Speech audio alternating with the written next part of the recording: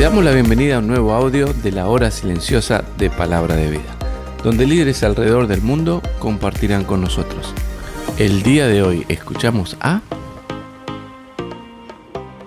Muy buenos días, hermanos y queridos amigos que nos acompañan día a día escuchando este audio de la hora silenciosa. Les saluda Héctor Salazar y les envío un saludo de parte de mi familia, mi esposa Rosemary y de parte del equipo de Palabra de Vida acá en el país de Guatemala.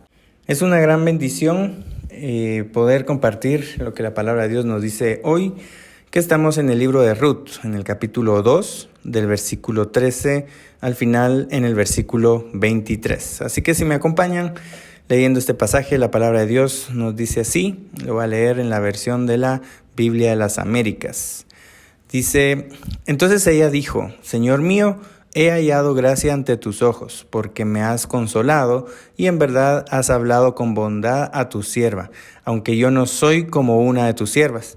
Y a la hora de comer, Booz le dijo, ven acá para que comas del pan y mojes tu pedazo de pan en el vinagre. Así pues, ella se sentó junto a los segadores y él le sirvió grano tostado, y ella comió hasta saciarse y aún le sobró. Cuando ella se levantó para espigar, Booz ordenó a sus siervos diciendo, dejadla espigar aún entre las gavillas y no la avergoncéis. También sacaréis a propósito para ella un poco de grano de los manojos y lo dejaréis para que ella lo recoja y no la reprendáis. Y ella espigó en el campo hasta el anochecer y desgranó lo que había espigado y fue como una efa de cebada. Y lo tomó y fue a la ciudad y su suegra vio lo que había recogido y sacó también lo que le había sobrado después de haberse saciado y se lo dio a Noemí. Entonces su suegra le dijo, ¿dónde espigaste y dónde trabajaste hoy?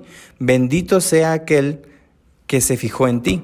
Y ella informó a su suegra con quien había trabajado y dijo, el hombre con el que trabajé hoy se llama Booz. Y Noemí dijo a su nuera, sea él bendito del Señor, porque no ha rehusado su bondad ni a los vivos ni a los muertos.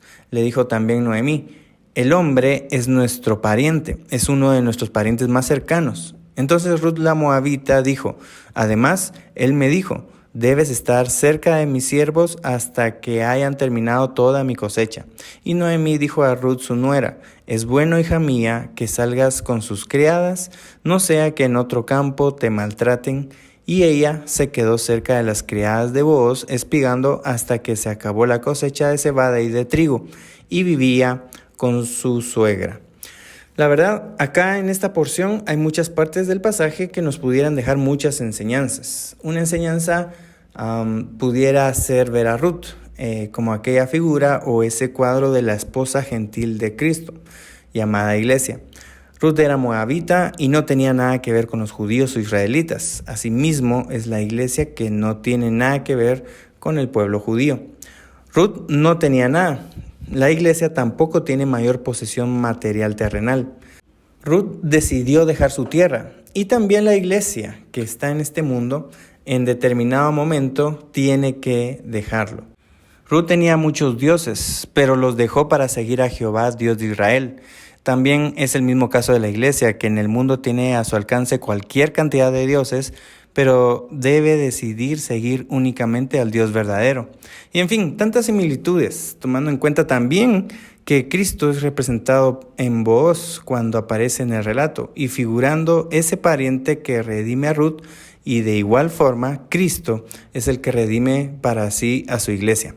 También pudiera mencionar la enseñanza que está en el versículo 14 cuando Booz le dice a Ruth, ven aquí y come del pan y moja tu bocado en el vinagre. Esto de mojar el pan en el vinagre ya era una señal de honor e incluso era una señal de respeto y humildad que le estaba mostrando Booz a Ruth.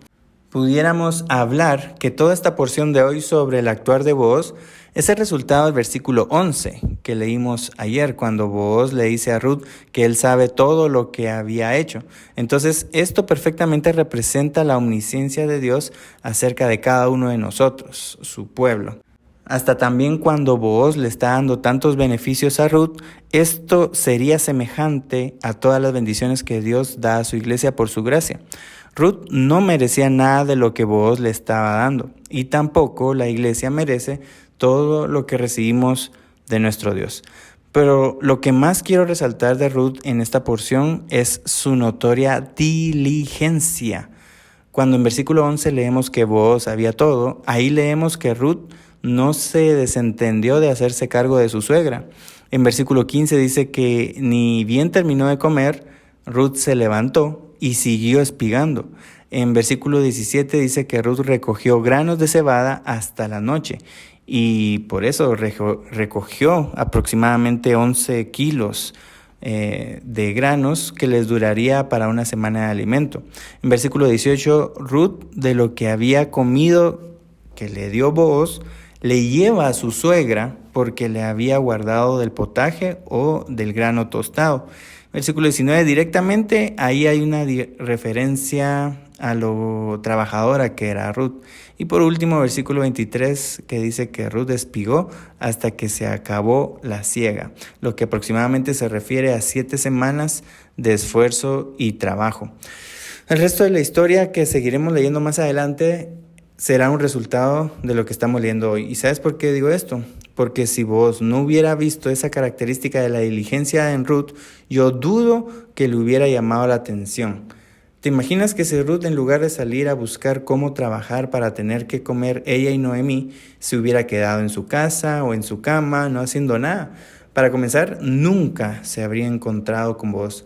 Y es que esta característica de la diligencia que tuvo Ruth la tienen que ver también los demás en nosotros.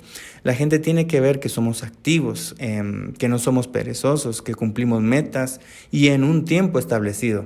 Por eso viene a mi mente Romanos 12:11, que dice: en lo que requiere diligencia, no perezosos. Y cuando aparece justamente esta palabra, que en el griego es spoudé, significa que habla de prontitud, habla también de solicitud.